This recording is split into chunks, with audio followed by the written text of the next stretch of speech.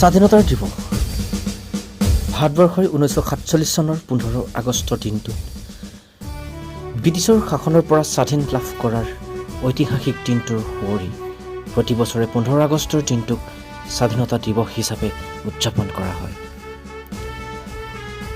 ভাৰতবৰ্ষই ভাৰতীয় জাতীয় কংগ্ৰেছৰ নেতৃত্বত অহিংসাৰ মাধ্যমেৰে এই স্বাধীনতা লাভ কৰিবলৈ সক্ষম হয়।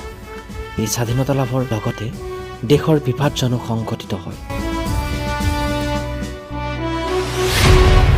স্বাধীনতা দিৱসৰ মূল কাৰ্যসূচী দেশৰ ৰাজধানী দিল্লীত পালন কৰা হয়।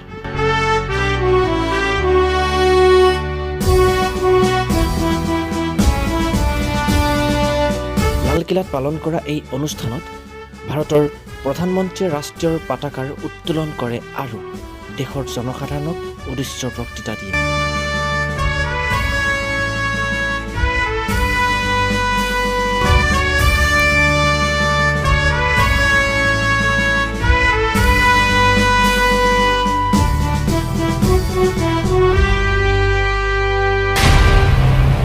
এই দিৱস দেশৰ সকলো অংশতে পতাকা উত্তোলন, পেৰেড তথা বিভিন্ন সাংস্কৃতিক অনুষ্ঠানেৰে পালন কৰা হয়।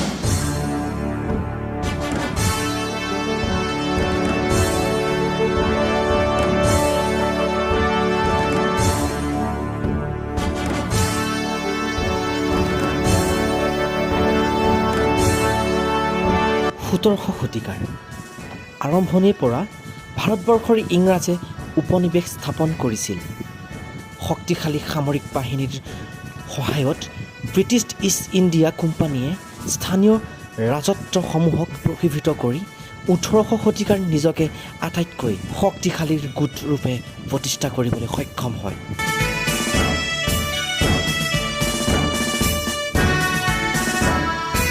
ওঠৰশ 57 চনৰ চিপাহী বিদ্ৰোহৰ পিছত বলবৎ হোৱাৰ গভৰ্ণমেণ্ট অফ ইণ্ডিয়া এক্ট ব্ৰিটিছৰ বাবে পোনপটীয়াকৈ ভাৰত শাসন কৰাৰ পথ সংযোগ কৰি দিয়ে।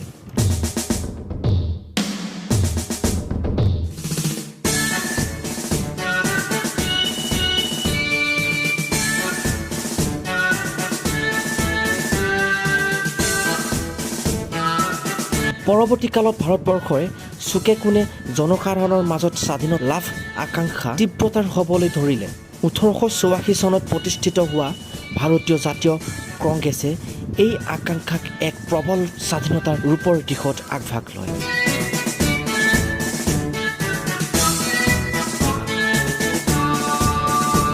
প্ৰথম বিশ্বযুদ্ধৰ পিছৰ সময়ছোৱাত ব্ৰিটিছে কিছু সংশোধনী আৰম্ভ কৰিছিল যদিও একে সময়ত ৱাল্ড আইন দৰে কঠোৰ আইনৰো বলবৎ কৰাত ভাৰতীয় জনসাধাৰণৰ প্ৰতিবাদ হৈ উঠে।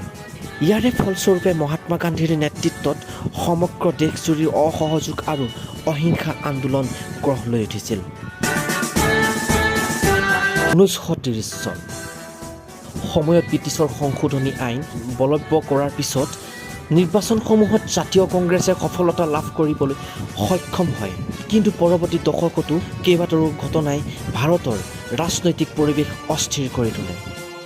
ইয়াত অৰিহণা যোগোৱাৰ প্ৰধান ঘটনাসমূহ হৈছে দ্বিতীয় বিশ্বযুদ্ধৰ ভাৰতৰ অংশগ্ৰহণৰ অসহযোগ আন্দোলনৰ তীব্ৰতা বৃষ্টিৰ ভাৰতীয় মুছলিম লীগৰ নেতৃত্বত মুছলিম জাতীয়তাবাদৰ উত্থান ইত্যাদি।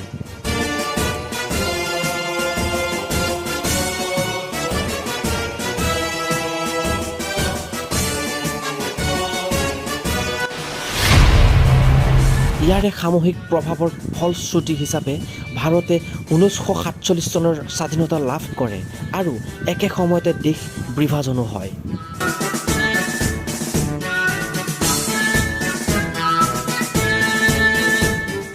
(1946 চনৰ দ্বিতীয় বিশ্বযুদ্ধই জৰুৰী কৰা ভিত্তিত চৰকাৰে ভাৰতৰ ৰাজনৈতিক অস্থিৰতা দূৰ কৰাত হোৱাৰ বিফলতা স্বীকাৰ কৰি লয়। 1947 চনৰ ফেব্ৰুৱাৰী মাহত প্ৰধানমন্ত্ৰী ক্লিমেণ্ট এটলি 1948 চনৰ ভিতৰত ভাৰতবৰ্ষক স্বাধীনতা দিয়াৰ প্ৰস্তুতি ঘোষণা কৰে। স্বাধীনতা দিৱসে মানুহৰ মাজত দেশপ্ৰেমৰ অনুভূতি সৃষ্টি কৰে। এই জনসাধাৰণক একত্ৰিত কৰে আৰু তেওঁলোকৰ অনুভৱ কৰাৰ যে আমি বহুতো বিভিন্ন ভাষাৰ ধৰ্ম আৰু সাংস্কৃতিক মূল্যবোধৰ সৈতে এখন ৰাষ্ট্ৰ বৈচিত্ৰ্যৰ মাজতে একত্ৰাৰ হৈছে ভাৰতৰ মুখ্য আকাংক্ষা আৰু শক্তি। আমি বিশ্বৰ সৰ্ববৃহৎ গণতান্ত্ৰিক দেশৰ অংশ হ'বলৈ গৌৰৱান্বিত অনুভৱ কৰোঁ, য'ত সাধাৰণ মানুহৰ হাত আছে।